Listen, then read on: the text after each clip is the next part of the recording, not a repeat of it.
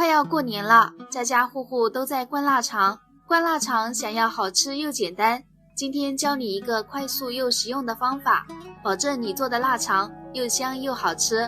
现在农村菜市场最热闹的就是猪肉摊了，大家都在准备过年的腊肉和腊肠。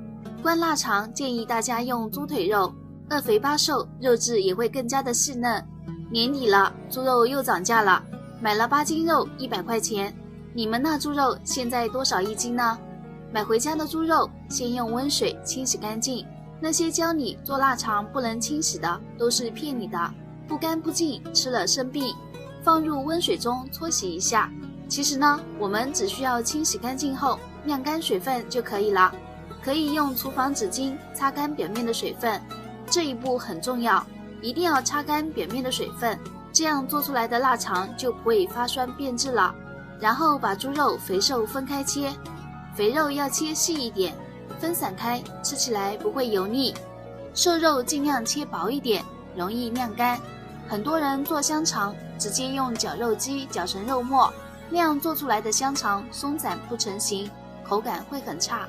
全部切好后装入大盆中，再把肥肉和瘦肉和均匀。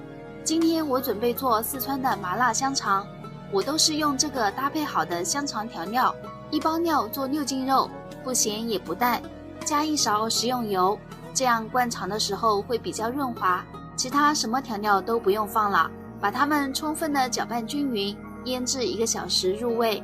接下来准备1袋猪小肠肠衣，加入清水，先把表面的食盐清洗干净，然后加入2片生姜，1点高度白酒，再用清水浸泡1个小时。泡好后再把肠衣灌水冲洗一遍，这样还能检查漏洞。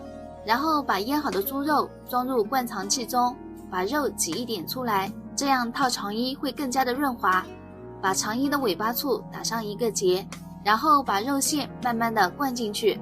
香肠不能灌得太满，8分满刚刚好，不然容易爆。灌好后的香肠每隔15厘米左右，再用棉线打上1个结，有空气的地方用牙签扎一下，把空气排出来，这也是香肠紧实不松散的关键。然后准备60度左右的温水，把灌好的香肠用温水清洗掉表面的粘液，这是做香肠最重要的一步。这样清洗过的香肠更容易风干，晒好的腊肠颜色也会更加的好看。记住，一定要先拿到阴凉通风处晾晒1到2天，吹干腊肠表面的水分。千万不能把香肠直接拿到太阳底下晒哦，不然就没有腊香味。2、3天以后我们再拿到太阳底下晾晒，天气好晒1个星期左右就可以了。晒成这种干巴巴的样子就可以收起来了，可以直接放冰箱冷藏，吃的时候随时拿1根出来，清蒸爆炒涮火锅怎么做都好吃，口感紧实，放上1年都不会坏。喜欢吃腊肠的朋友赶紧学起来吧，我们下个视频见。